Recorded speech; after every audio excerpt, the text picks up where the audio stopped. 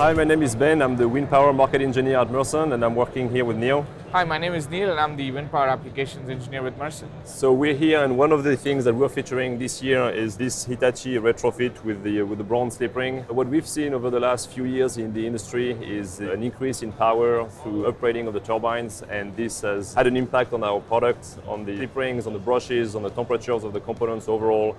And what we've achieved with this system here is reducing the temperatures by using more robust components, better suited for the application and the new load that the industry is seeing. So what you have here is a retrofit slip ring, which is larger, made out of bronze, that replaces the original stainless steel. And Neel has a ton of experience with this. He's installed many of them. Yeah, so essentially when it comes to slip rings, what we've tried to do is bump up the surface area of the rings themselves, giving larger surface area for the heat to dissipate itself. And the new brush technologies allow better surface interaction when it comes to bronze.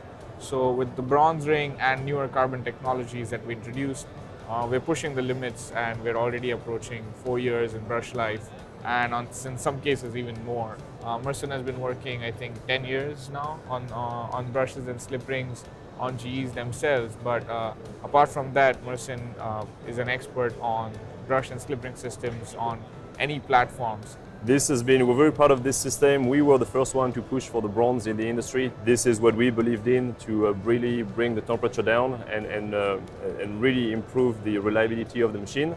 Thousands of turbines across the US have been tested for many years now, and the major owner-operators have made the decision to switch to bronze. Thanks a lot for listening in and watching, and I hope you got some info. If you'd like to know more and speak to us, you can go to our website, mersen.com.